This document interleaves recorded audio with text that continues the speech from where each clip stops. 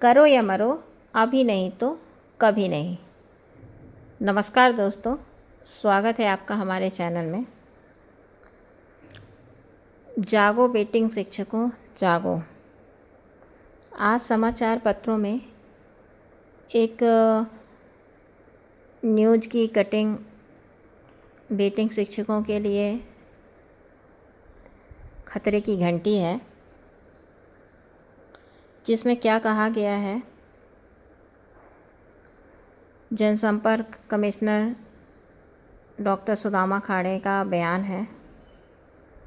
उनका कहना है कुछ दिन पहले ही हाई कोर्ट ने स्टे हटाया है, जिसके तुरंत बाद ही शिक्षा विभाग की ओर से 16 अक्टूबर को 3141 अभ्यर्थियों के नियुक्ति पत्र जारी किए जा चुके हैं। 8720 चयनित शिक्षकों में 3650 बैकलॉग के पद हैं, जिन पर अगली चयन परीक्षा में ही भर्ती हो पाएगी। मतलब सरकार बेटिंग शिक्षकों के लिए ना तो कोई पदवृद्धि का आश्वासन दे रही है और ना ही पदवृद्धि का कोई सरकार की तरफ से मोड़ दिखता लग रहा है, क्योंकि वो भर्ती को जल्द से जल्द ख़त्म करना चाहती है और वो अगली पात्रता की तैयारी में है। जबकि सरकार ने बेटिंग दो परीक्षा पास अभ्यर्थियों को बेटिंग तो दे दी है, पर वो बेटिंग क्लियर करने के मूड में नहीं लग रही है।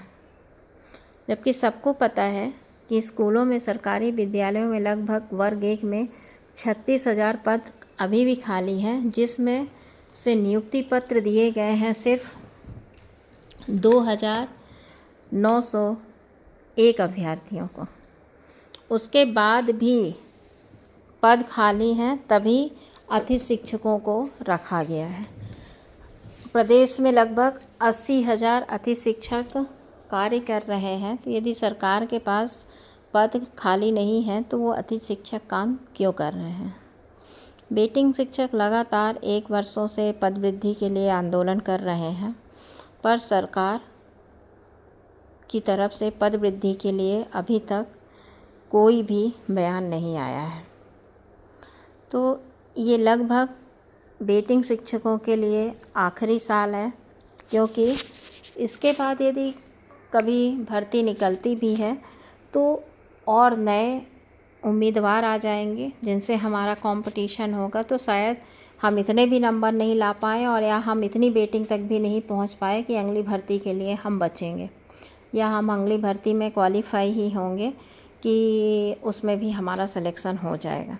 और वैसे भी अभी ये प्रोसेस होते होते सरकार जिस रफ्तार से काम करती है तो 5 वर्ष तो खिंच ही जाएंगे। तो फिर हमें 5 वर्ष तक तो बहुत से लोग ओवर एज भी हो जाएंगे, जो अपनी नियुक्ति की इंतज़ार में बैठे हैं।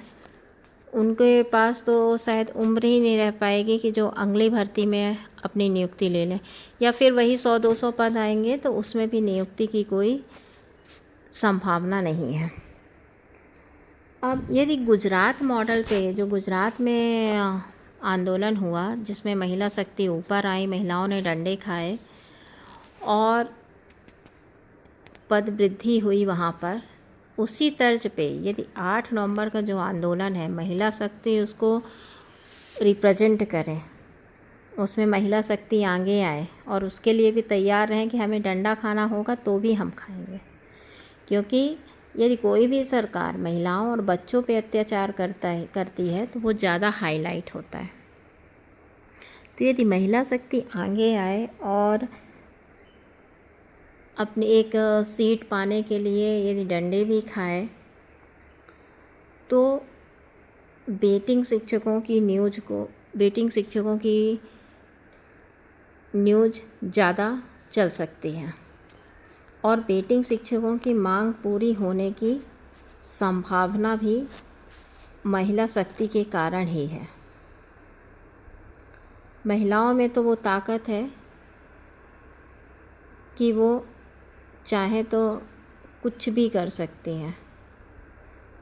तो पद वृद्धि भी अब महिला शक्ति के हाथ में ही है। 8 नवंबर को यदि भीड़ होती है, यदि लोगों को नौकरी चाहिए, पद चाहिए, तो कृपया आप लोग अपने अपने घर से बाहर निकलिए।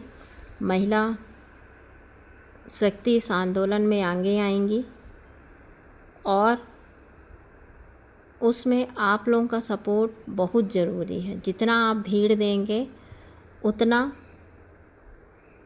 पद वृद्धि की संभावना रहेगी। और यदि महिलाएं आगे आएंगी तो सरकार भी, पुलिस प्रशासन भी थोड़ा सा महिलाओं के साथ अच्छा व्यवहार ही करेगा,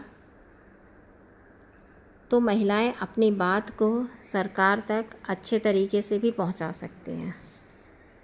इसलिए 8 नवंबर का आंदोलन महिला शक्ति के नेतृत्व में ही लड़ा जाएगा और जितने भी आंदोलन में आएंगे इस बात के लिए कमर कस करके आएंगे कि पद वृद्धि करवा के ही जाना है, करो या मरो, चाहे उसके लिए हमें डंडे भी क्यों ना खाने पड़े, पर उसमें भी हमें एकजुट होना पड़ेगा, एक साथ होना पड़ेगा। और सबको ये हमें अति शिक्षकों जैसा आंदोलन नहीं करना है कि अंधेरे में करना है। हम 5-6 बजे तक हमारा आंदोलन हो जाएगा और यदि हमारी बात सरकार तक पहुंच जाती है तो उसी दिन पद वृद्धि भी हो जाएगी। इसलिए यह आंदोलन सुरक्षा की दृष्टि से भी सुरक्षित रहेगा। बस महिला शक्ति को अपनी ताकत दिखाना है, उन्हीं के नेतृत्व में ये आंदोलन होगा। महिलाओं को आगे आना है और गुजरात मॉडल पर ही महिलाओं को प्रदर्शन करना है। और जितने भी बेटिंग शिक्षक भाई बहन हैं वो सभी ज़्यादा से ज़्यादा संख्या में आए, जिससे हमें पद वृद्धि मिल सके। धन्यवाद।